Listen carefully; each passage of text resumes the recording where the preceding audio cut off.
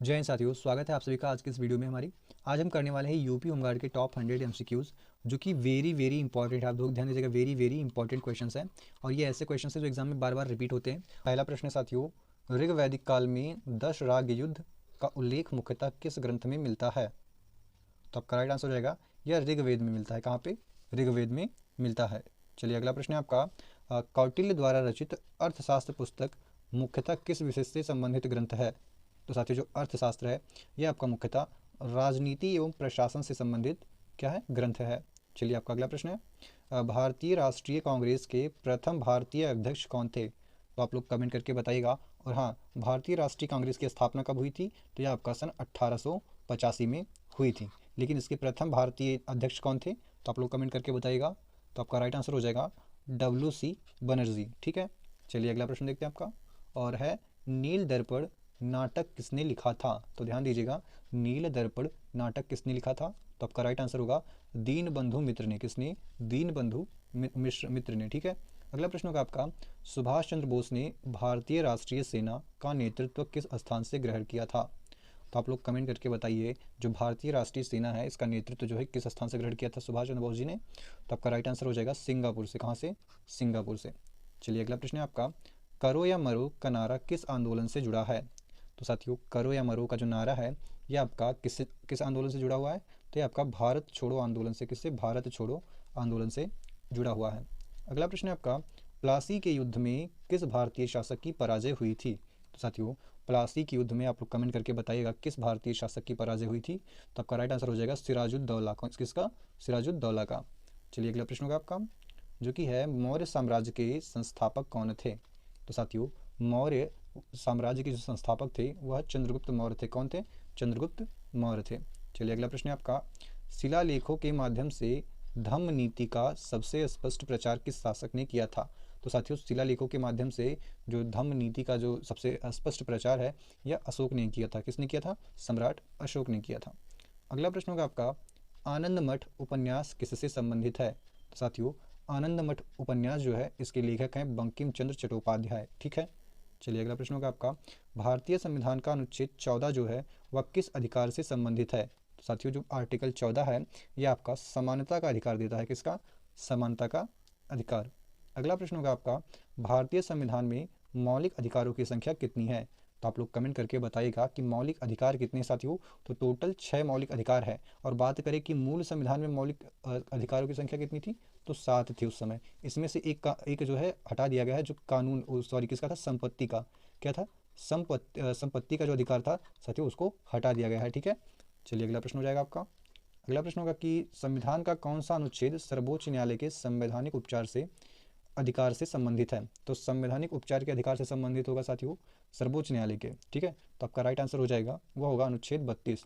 और अनुच्छेद 32 को संविधान की आत्मा भी कहा गया है। किसकी? संविधान की आत्मा भी कहा गया है। और किसने कहा है? तो डॉक्टर B.R. अम्बेडकर ने। किसने? डॉक्टर बी आर अम्बेडकर ने जो है इसे कहा है संविधान की आत्मा। ठीक है, किसको? अनुच्छेद 32 को। चलिए अगला प्रश्न होगा आपका, वित्त आयोग का प्रावधान किस अनुच्छेद में है? तो साथियों, वित्त आयोग का जो प्रावधान है यह आपका अनुच्छेद 280 में है। किस में है? 280 में। किस में है? 280 में। ठीक है, तो आपका जो राइट आंसर हो जाएगा वित्त आयोग का जो साथियों प्रावधान है वह अनुच्छेद 280 में हो जाएगा। चलिए अगला प्रश्न होगा आपका, जो कि है भारत में चुनाव के संचालन की जिम्मेदारी किस संवैधानिक संस्था की है? तो साथियों, जो भारत में चुनाव है यह आपका निर्वाचन आयोग के द्वारा कराया जाता है, इसी की जिम्मेदारी है। तो ऑप्शन सी आपका राइट आंसर होगा। फिर आता है आपका अगला प्रश्न, भारतीय संविधान में राज्य के नीति निर्देशक तत्व किस भाग में दिए गए हैं? तो इसको हम शॉर्ट फॉर्म में साथियों DPSP भी बोलते हैं। क्या बोलते हैं? DPSP भी आपको कभी कभी ऑप्शन में लिखो देखने को मिल सकता है। ठीक है, तो ये आपके भाग किस में साथियों? भाग 4 में दिया गया है। ठीक है, और नेक्स्ट क्वेश्चन है आपका, संविधान का कौन सा अनुच्छेद राष्ट्रपति को आपातकाल लागू करने की शक्ति देता है? तो राष्ट्रपति को आपातकाल लागू करने की जो शक्ति है साथियों यह आपका अनुच्छेद 352 के तहत मिलती है। किसके तहत? अनुच्छेद 352 के तहत जो है मिलती है। अगला होगा आपका, भारत के नियंत्रक एवं महालेखा परीक्षक यानी कैग है, इसका उल्लेख किस अनुच्छेद में है? तो साथियों, कैग का जो उल्लेख है यह आपका अनुच्छेद 148 में। कहाँ पे है? 148 में। और नियंत्रक एवं महालेखा परीक्षक की जो साथियों नियुक्ति है यह राष्ट्रपति के द्वारा की जाती है। किसके द्वारा? राष्ट्रपति के द्वारा जो है किया जाता है। ठीक है, चलिए अगला प्रश्न है आपका कि भारतीय संविधान में संशोधन की प्रक्रिया किस अनुच्छेद में दी गई है? तो साथियों, भारतीय संविधान में जो संशोधन की प्रक्रिया है यह आपका अनुच्छेद 368 में दिया गया है। और 368 और भाग 20 में किस में, ध्यान दीजिएगा, भाग भी पूछ लेता है तो भाग 20 में दिया गया है और आर्टिकल किस में दिया गया है, आर्टिकल 368 में दिया गया है। ठीक है, चलिए अगला प्रश्न होगा आपका, राज्यपाल की नियुक्ति कौन करता है? आप लोग कमेंट करके बताइए कि राज्यपाल की नियुक्ति कौन करता है। तो आपका राइट आंसर हो जाएगा साथियों, यह राष्ट्रपति के द्वारा किया जाता है। किसके द्वारा? राष्ट्रपति के द्वारा। अगला प्रश्न होगा आपका, भारतीय संविधान के किस भाग में मौलिक कर्तव्य शामिल हैं? तो साथियों जो मौलिक कर्तव्य हैं, ध्यान दीजिएगा, मौलिक कर्तव्य, तो आपका राइट आंसर क्या होगा आप लोग कमेंट करके बताइएगा। तो आपका ये होगा भाग किसमें, भाग 4A में साथियों मौलिक कर्तव्यों को शामिल किया गया है और अनुच्छेद 51A, कौन सा? अनुच्छेद 51A में जो है इसे शामिल किया गया है भाग 4 के अंतर्गत। ठीक है, चलिए अगला प्रश्न होगा आपका, पंचायतों को संवैधानिक दर्जा के संशोधन से मिला। तो साथियों जो पंचायत थे इनको संवैधानिक दर्जा आपका किस संविधान संशोधन के द्वारा मिला था? तो यह 73वें संविधान संशोधन के द्वारा मिला था। ठीक है, चलिए अगला प्रश्न होगा आपका, नगर पालिकाओं को संवैधानिक दर्जा किस संशोधन से मिला था? तो साथियों नगर पालिकाओं को जो संवैधानिक दर्जा है यह आपका 74वें संविधान संशोधन के द्वारा मिला था। चलिए अगला प्रश्न होगा आपका, भारतीय संसद के 2 सदन कौन से हैं? तो भारतीय संसद के जो 2 सदन हैं वो आपके एक राज्यसभा होगा और एक लोकसभा होगा। तो ये आपको ऑप्शन सी में देखने को मिलता है, तो ऑप्शन सी आपका राइट आंसर होगा। अगला प्रश्न है, भारत में धन विधेयक सबसे पहले किस सदन में पेश किया जाता है? तो साथियों धन विधेयक को सबसे पहले आपका कहाँ पे पेश किया जाता है? तो यह सबसे पहले आपका लोकसभा में पेश किया जाता है। अगला प्रश्न होगा आपका, भारत की सबसे लंबी नदी कौन सी है? साथियों तो भारत की सबसे लंबी जो नदी है वह गंगा है। कौन सी? गंगा, जिसकी लंबाई 25-25 किलोमीटर है। कितनी? 25-25 किलोमीटर। ठीक है, तो आपका ये राइट आंसर हो जाएगा। चलिए अगला प्रश्न होगा आपका, भारत में सर्वाधिक वर्षा कौन से क्षेत्र में होती है? तो साथियों भारत में जो सर्वाधिक वर्षा है ये आपका कहाँ पे होता है? तो यह मेघालय के दक्षिण भाग में होता है, और जहाँ पे क्या होता है? मानसीन राम होता है। क्या होता है? मानसीन राम में, मानसीन राम में। ठीक है, और मानसीन राम में एक जगह पड़ती है जिसको हम चेरा पूंजी बोलते हैं। क्या बोलते हैं? चेरा पूंजी में। आपको ऑप्शन में ये भी देखने को मिल सकता है, तो कोई सा भी आपको ऑप्शन में दिखे टिक लगा दीजिएगा। ठीक है, चलिए अगला प्रश्न है आपका, अरावली पर्वतमाला का विस्तार किस राज्य से राजस्थान तक माना जाता है? तो किस राज्य से, ध्यान दीजिएगा, किस राज्य से राजस्थान तक माना जाता है? तो साथियों जो अरावली पर्वतमाला है यह आपका हो जाएगा कहाँ से कहाँ तक? तो आपका बिल्कुल राइट आंसर होगा, यह गुजरात से राजस्थान तक फैला हुआ है। ठीक है, किस और ये कैसे, इसकी जो दिशा है वह उत्तर से दक्षिण की ओर है। ठीक है, या दक्षिण से उत्तर से बोल सकते हैं। ठीक है, तो ऑप्शन बी आपका यहाँ पे बिल्कुल राइट आंसर हो जाएगा। चलिए अगला प्रश्न होगा आपका, कि भारत की सबसे ऊंची पर्वत चोटी कंचनजंगा किस राज्य में स्थित है? तो साथियों जो कंचनजंगा है ये आपका किस राज्य में स्थित हो जाएगा? आप लोग कमेंट करके बताइएगा। इसको कंचनजंगा को साथियों K2 गार्डविन भी बोला जाता है। क्या बोला जाता है? K2 या गॉडविन भी बोला जाता है। ठीक है, तो आप लोग अपना आंसर जो है कमेंट करके बताएगा। तो यह जो साथियों कंचनजंगा है सिक्किम में पड़ता है, हमारा कहाँ पे? सिक्किम में पड़ता है। और सिक्किम साथियों का ध्यान दीजिएगा, सिक्किम जो है वह एक क्या है? यूनियन टेरिटरी भी है। ठीक है, चलिए अगला प्रश्न होगा आपका, क्या होगा? दक्कन का पठार मुख्यतः किस प्रकार की चट्टानों से बना हुआ है? तो दक्कन का पठार जो है साथियों वह किस प्रकार के जो है चट्टानों से मिलकर बना है? तो आपका राइट आंसर हो जाएगा यह ज्वालामुखी, क्या है? ज्वालामुखी जन्य बेसाल्ट पत्थरों से बना हुआ है। चलिए अगला प्रश्न है आपका, भारत में खरीफ फसलें सामान्यतः किस मौसम में बोई जाती हैं? तो साथियों भारत में जो खरीफ फसलें हैं यह सामान्यतः मानसून ऋतु में बोई जाती हैं। ठीक है, चलिए अगला प्रश्न होगा आपका, चावल की खेती के लिए कौन सी मिट्टी सबसे उपयुक्त मानी जाती है? तो साथियों जो चावल के लिए जो है यह जलोढ़ मिट्टी जो है सर्वाधिक उपयुक्त मानी जाती है। और जो कपास की मिट्टी है साथियों यह किसके लिए सर्वाधिक उपयुक्त मानी जाती है? तो यह आपका काली मिट्टी जो है यह कपास के लिए, क्या है? कपास के लिए सर्वाधिक उपयुक्त मानी जाती है। ठीक है, चलिए अगला प्रश्न होगा, और ये जो लाल मिट्टी होती है साथियों इसमें जौ बाजरा ये सब जो है इनके लिए प्रमुख हो सकती है। ठीक है, अगला प्रश्न होगा आपका, नर्मदा नदी किस दिशा में बहती है? तो आप लोग बताइएगा कि जो नर्मदा नदी साथियों ये आपका किस दिशा में बहती है? तो आप लोग सभी लोग जो जानते हैं कि जो नर्मदा नदी है साथियों ये आपका पूरब से पश्चिम की ओर बहती है। कहाँ से? पूरब से पश्चिम उल्टी बहने वाली नदी है। ठीक है, तो ऑप्शन बी आपका जो है बिल्कुल ही राइट आंसर होगा। अधिकतर नदियाँ जो है हमारी वह कैसे पश्चिम से पूरब की ओर बहती हैं, लेकिन जो नर्मदा नदी है यह अरावली पर्वतमाला से जो है निकलती है और पश्चिम से पूरब की ओर बहती है। ठीक है, चलिए अगला प्रश्न होगा आपका, और भारत का कौन सा राज्य कॉफ़ी उत्पादन के लिए प्रसिद्ध है? तो साथियों जो कॉफ़ी उत्पादन के लिए प्रसिद्ध है वो आपका कौन सा राज्य हो जाएगा? हो जाएगा आपका कर्नाटक। कौन सा साथियों? कर्नाटक हो जाएगा। ठीक है, चलिए अगला प्रश्न होगा आपका, रेगुर मिट्टी किसे कहते हैं? तो साथियों काली मिट्टी को रेगुर मिट्टी भी बोला जाता है और इसे कपास की मिट्टी भी बोला जाता है। किसी कपास की मिट्टी भी बोला जाता है और इसे ह्यूमस क्या बोला जाता है साथियों? ह्यूमस मृदा भी बोला जाता है। ह्यूमस मृदा भी बोला जाता है। ठीक है, काली मिट्टी को। चलिए अगला प्रश्न होगा आपका, भारत में मानसून के आगमन को किस नगरीय क्षेत्र में सबसे पहले महसूस किया जाता है? तो साथियों, मानसून के आगमन को भारत के किस नगरीय क्षेत्र में सबसे पहले मानसून किया जाता है, महसूस किया जाता है? तो आपका जो राइट आंसर हो जाएगा वो हो जाएगा मुंबई में। कहाँ पे?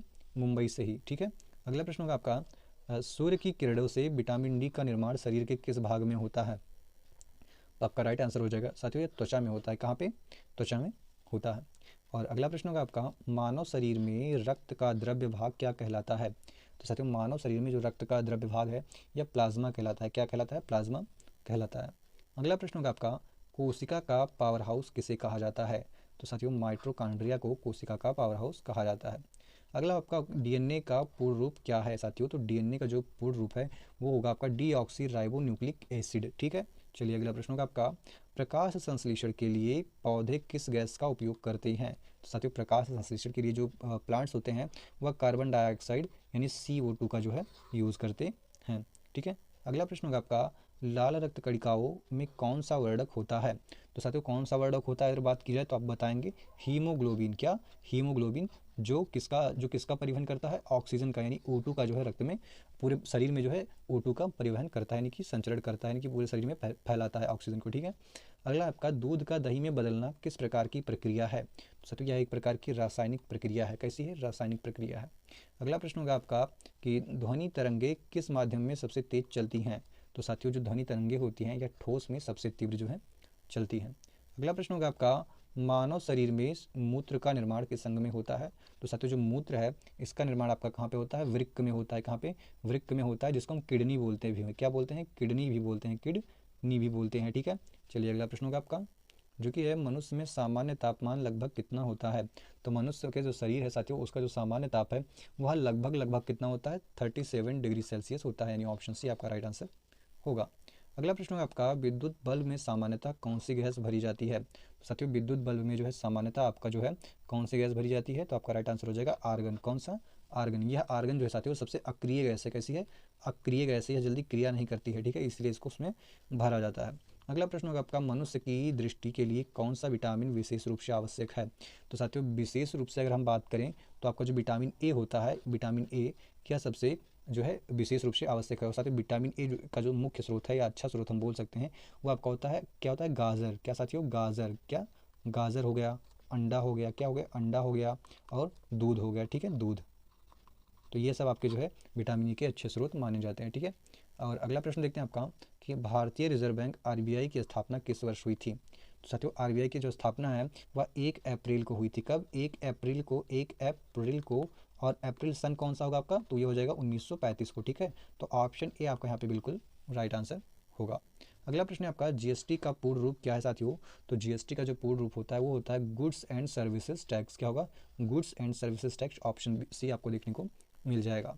अगला प्रश्न होगा आपका, भारत में GST मुख्यतः किस प्रकार का कर है? तो GST जो है साथियों यह एक प्रकार से अप्रत्यक्ष कर है। कैसा है? अप्रत्यक्ष कर। प्रत्यक्ष कर में साथियों आपका आ जाएगा, क्या आ जाएगा? आयकर आ जाएगा। क्या आ जाएगा? आयकर आ जाएगा। ठीक है, आयकर आ जाएगा। टोल टैक्स आ जाएगा। कैसा आ जाएगा? Toll tax. टोल प्लाजा भी, प्लाजा ये जो ये आपका प्रत्यक्ष कर हो जाएगा। ठीक है, आप सामने से दे रहे हैं। ठीक है, और अप्रत्यक्ष कर, ये संपत्ति कर भी आपका कैसा हो जाएगा साथियों? प्रत्यक्ष कर हो जाएगा। प्रत्यक्ष कर। ठीक है, प्रत्यक्ष कर, ध्यान दीजिएगा। ठीक है, ये आयकर यहाँ पे लिखा हुआ है। ठीक, चलिए अगला प्रश्न देखते हैं। और अगला प्रश्न होगा आपका, भारतीय अर्थव्यवस्था में मुद्रा आपूर्ति का सबसे संकीर्ण माप कौन सा है? तो मुद्रा आपूर्ति का जो सबसे संकीर्ण माप है साथियों ये आपका कौन सा होगा? आप लोग कमेंट करके बताएगा। तो ये आपका M1 हो जाएगा। कैसा हो जाएगा? M1 हो जाएगा। अगला है आपका, राष्ट्रीय आय का आकलन सामान्यतः किस क्षेत्रीय पद्धति से किया जाता है? तो आपका जो राइट आंसर होगा, ये राष्ट्रीय आय का आकलन है साथियों यह सामान्यतः उत्पादन, आय और व्यय पद्धति से किया जाता है। किससे? उत्पादन विधि, आय विधि और व्यय विधि से किया जाता है। अगला है आपका, सहकारी बैंक किस प्रणाली का भाग है? तो साथियों, जो सहकारी बैंक होते हैं यह बहुस्तरीय बैंकिंग की प्रणाली होते हैं। ठीक है, उन्हीं के भाग होते हैं। अगला प्रश्न होगा आपका, भारत में विदेशी व्यापार के आंकड़े सामान्यतः किसके माध्यम से प्रकाशित किए जाते हैं? तो साथियों, विदेशी व्यापार के जो आंकड़े होते हैं ये सामान्यतः किसके द्वारा? तो ये सामान्यतः वाणिज्य मंत्रालय या संबंधित सरकारी एजेंसियों के द्वारा जो है प्रकाशित किए जाते हैं। ठीक है, और अगला प्रश्न देखते हैं आपका, भारतीय अर्थव्यवस्था में लिक्विडिटी का तात्पर्य क्या है या किससे है? तो साथियों, जो लिक्विडिटी होता है इसका अर्थ होता है हमारा तुरंत भुगतान क्षमता से, यानी जो हमारे पास कैश है वह कितना पड़ा है। ठीक है, वो हमारी लिक्विडिटी होती है। ठीक है, चलिए अगला प्रश्न होगा आपका, जो कि है भारत में सर्वाधिक जनसंख्या वाला राज्य कौन सा है, तो यह हमारा उत्तर प्रदेश है साथियों, जो जनसंख्या के मामले में प्रथम स्थान पे आता है और क्षेत्रफल के मामले में चौथे स्थान पे आता है। ठीक है, क्षेत्रफल यानी एरिया की बात करें तो यह आएगा चौथे स्थान पे, और लोगों की बात करें साथियों, लोगों की, तो यह आएगा हमारा पहले स्थान पे। ठीक है, तो नेक्स्ट क्वेश्चन देखते हैं। जनसंख्या घनत्व किसकी संख्या को दर्शाती है, तो जो जनसंख्या घनत्व साथियों यह प्रति वर्ग किलोमीटर जनसंख्या है, यानी एक वर्ग किलोमीटर यानी एक किलोमीटर लंबा, 1 किलोमीटर चौड़े क्षेत्र में कितने लोग रहते हैं, यह चीज़ों को दर्शाता है कौन, जनसंख्या घनत्व दर्शाता है हमारा। ठीक है, चलिए अगला प्रश्न होगा आपका, जनसंख्या विस्फोट का मुख्य कारण क्या माना जाता है, तो साथियों इसका जो मुख्य कारण है साथियों, जन्म दर अधिक होना और मृत्यु दर का कम होना। ठीक है, यही आपका जो है मुख्य कारण होता है कि जो लोगों की मरने की संख्या कम है और जन्म लेने वालों की संख्या बहुत अधिक होती है। अगला प्रश्न है आपका, परिवार नियोजन का प्रमुख उद्देश्य क्या है साथियों, तो परिवार नियोजन का जो मुख्य उद्देश्य होता है वह होता है जनसंख्या को नियंत्रित करना। क्या होता है, जनसंख्या को नियंत्रित करना। ठीक है, चलिए अगला प्रश्न होगा आपका, उत्तर प्रदेश की राजधानी कौन सी है साथियों, तो उत्तर प्रदेश की साथी राजधानी जो है वह लखनऊ है। लखनऊ कैसी राजधानी, वह है प्रशासनिक राजधानी। कैसी, प्रशासनिक राजधानी है हमारी। ठीक है, इलाहाबाद कैसी राजधानी है, न्यायिक राजधानी है। और वाराणसी कैसी, सांस्कृतिक राजधानी है। कानपुर कैसी राजधानी, औद्योगिक राजधानी है। ठीक है, ऐसा भी प्रश्न करके पूछ लिया जाता है, तो इसलिए मैंने आपको चारों ऑप्शन एक साथ देके बता दिए हैं। ठीक है, आगे देखते हैं आपका, उत्तर प्रदेश का राजकीय पशु कौन सा है, तो उत्तर प्रदेश का जो राजकीय पशु है साथियों वह है बारहसिंघा। कौन है, बारहसिंघा है। ऑप्शन बी आपका जो बिल्कुल राइट आंसर होगा। अगला प्रश्न है आपका, उत्तर प्रदेश का राजकीय पक्षी क्या है साथियों, तो राजकीय पक्षी हमारा उत्तर प्रदेश का वह सारस होता है। कौन, सारस या क्रेन, एक यहाँ पे कॉमन देख लीजिए कॉमा, तो इसको क्रेन भी बोलते हैं या सारस भी बोलते हैं। अगला प्रश्न होगा आपका, उत्तर प्रदेश का राजकीय फूल कौन सा साथियों, तो उत्तर प्रदेश का जो राजकीय फूल है उसे हम पलास बोलते हैं, और पलास का एक और नाम है साथियों अग्नि फूल। क्या है, अग्नि फूल, ध्यान दीजिएगा, अग्नि का फूल ऐसा लिखो, आपको ऑप्शन मिल सकता है अग्नि का फूल, या इसे हम टेंसू का फूल भी कहते हैं, कि इसका टेंसू का फूल, या इसे हम क्या बोलते हैं, फायर ऑफ, क्या बोलते हैं, फायर ऑफ फॉरेस्ट भी बोलते हैं, फॉरेस्ट। ठीक है, फायर ऑफ फॉरेस्ट यानी कि जंगल की आग, ये भी हम उसको बोलते हैं। तो इनमें से आपको कोई भी ऑप्शंस देखने को मिल सकते हैं, तो इसलिए आप तीनों को जो है अच्छे से समझ लीजिएगा। चलिए अगला प्रश्न देखते हैं, और अगला प्रश्न होगा आपका, उत्तर प्रदेश का राजकीय वृक्ष कौन सा है साथियों, तो उत्तर प्रदेश का जो राजकीय वृक्ष है वह अशोक का वृक्ष है, या अशोक, आपको कभी कभी सीता अशोक भी लिखा मिल सकता है। क्या, सीता अशोक, क्या साथियों, सीता अशोक भी आपको देखने को मिल सकता है। और बरगद जो है साथियों ये आपका भारत का राष्ट्रीय वृक्ष है। भारत का राष्ट्रीय वृक्ष कौन सा है, बरगद का है। ठीक है, चलिए अगला प्रश्न आपका, काशी विश्वनाथ मंदिर किस नगर में स्थित है, तो साथियों जो काशी विश्वनाथ मंदिर है यह कहाँ पे स्थित है, तो यह आपका वाराणसी में स्थित है। कहाँ पे साथियों, वाराणसी में स्थित है आपका। अगला प्रश्न है आपका, ताजमहल किस नगर में स्थित है साथियों, तो ताजमहल जो है आपका यह आपका आगरा में स्थित है। कहाँ पे, आगरा में स्थित है।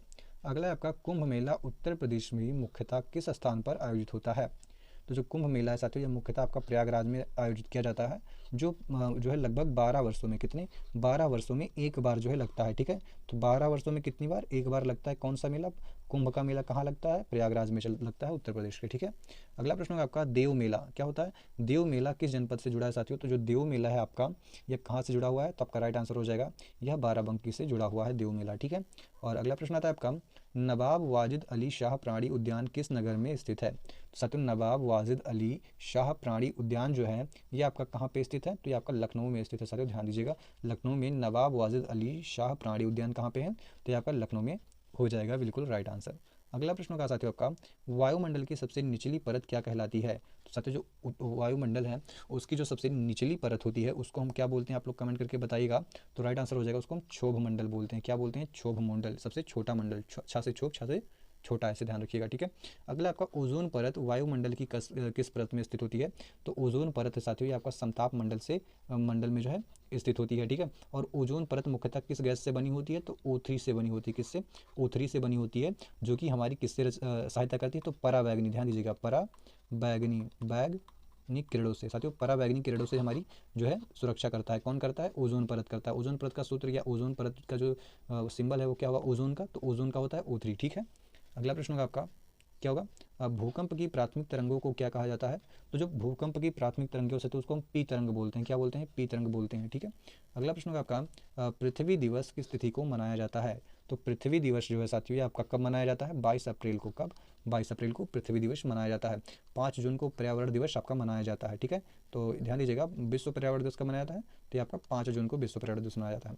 और अगला प्रश्न होगा आपका, गणतंत्र दिवस। गणतंत्र दिवस का मतलब होता है साथियों कि हमारा जो भारतीय संविधान है वह कब लागू हुआ था, तो यह 26 जनवरी को लागू हुआ था। कब, 1950 को। ठीक है, तो आपका राइट आंसर हो जाएगा 26 जनवरी को। ठीक है, अगला प्रश्न होगा आपका, संयुक्त राष्ट्र संगठन यूएनओ की स्थापना कब हुई थी? तो यूएनओ की स्थापना जो साथियों आपका 1945 में हुआ था। ठीक है, अगला प्रश्न होगा आपका संयुक्त राष्ट्र का मुख्यालय कहाँ स्थित है? तो संयुक्त राष्ट्र का जो मुख्यालय है साथियों ये आपका कहाँ पे स्थित है? तो राइट आंसर हो जाएगा न्यूयॉर्क में स्थित है। ठीक है, चलिए अगला प्रश्न है आपका गेटवे ऑफ इंडिया किस शहर में है?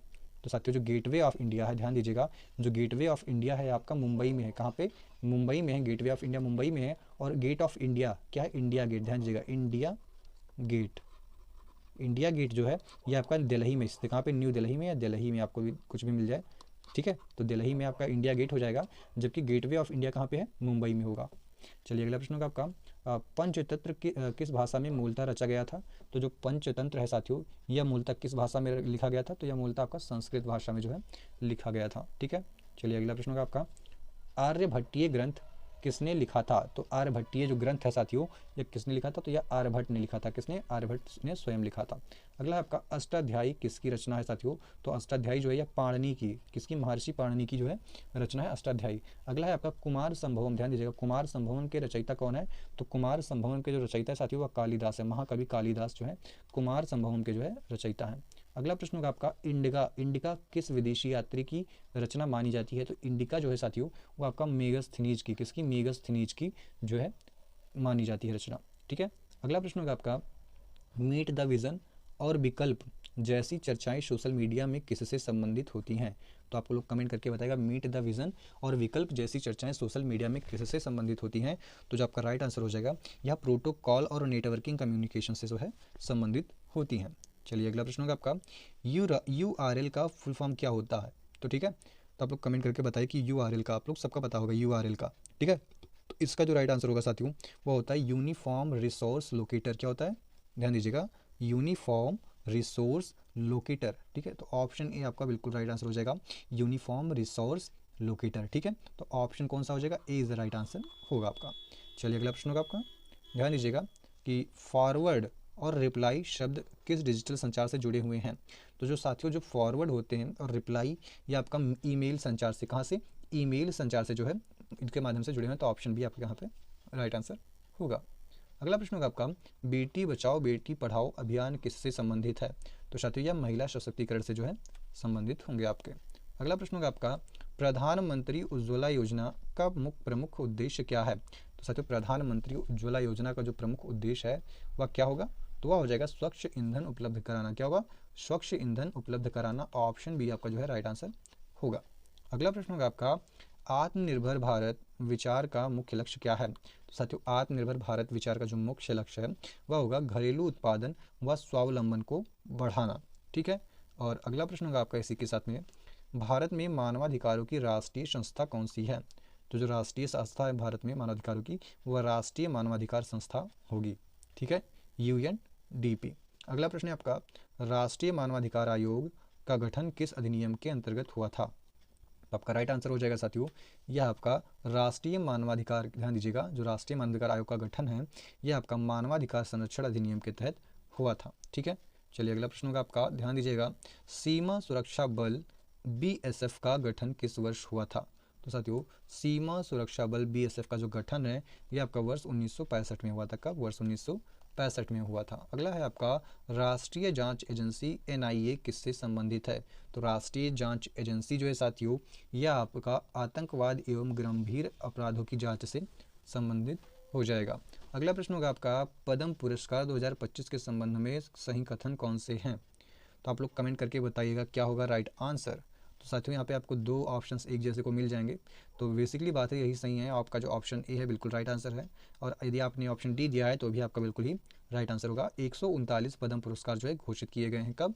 वर्ष 2025 में। ठीक है, अगला प्रश्न होगा आपका, ध्यान दीजिएगा, क्या है? भारतीय प्रवासी सम्मान पुरस्कार के बारे में सही कथन कौन सा है?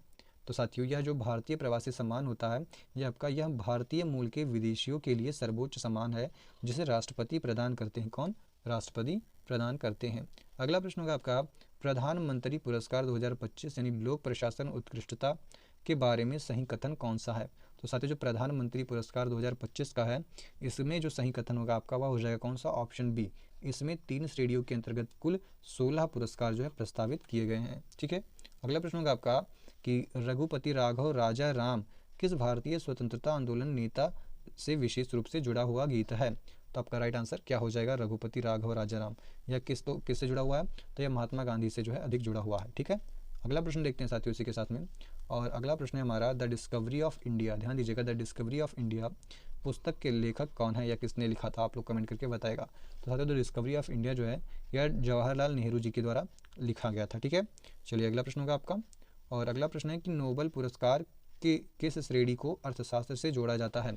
तो साथियों जो नोबेल पुरस्कार है इसकी जो आर्थिक विज्ञान है, ठीक है, आर्थिक विज्ञान, ध्यान दीजिएगा, आर्थिक विज्ञान है, विज्ञान की श्रेणी से जो है जोड़ा जाता है। ठीक है, तो नोबेल पुरस्कार को जो है आर्थिक विज्ञान की श्रेणी से जोड़ा जाता है। ठीक है, तो ऑप्शन यहाँ पे सी राइट आंसर होगा। यहाँ पे आपको दिख नहीं रहा होगा, ठीक है, तो मैनेज करिएगा, मैं आपको इसे बता दे रहा हूँ। ठीक है, तो मिलते हैं नेक्स्ट वीडियो में साथियों, तब तक के लिए जय हिंद। और हाँ, आपने 100 में से कितने प्रश्नों को सही किए आप लोग कमेंट करके बताइएगा। ठीक है, और हाँ, प्रश्नों के लेवल कैसे लग रहे हैं? क्या प्रश्न पहले से टफ आ रहे हैं? यदि हाँ, यदि आपको टफ लग रहे हैं तो समझिएगा कि लेवल अप हुआ है। और आगे भी ऐसे प्रश्न जो है परीक्षा में जिनके आने की प्रबल संभावना है, जैसे जैसे एग्जाम पैटर्न होता है उसी पे मैं बेस्ड और इससे जो है कनेक्टेड क्वेश्चन लाने की कोशिश करूँगा। ठीक है, तो मिलते हैं नेक्स्ट वीडियो में, तब तक के लिए जय हिंद साथियों, ऐसे ही प्रैक्टिस करते रहिए।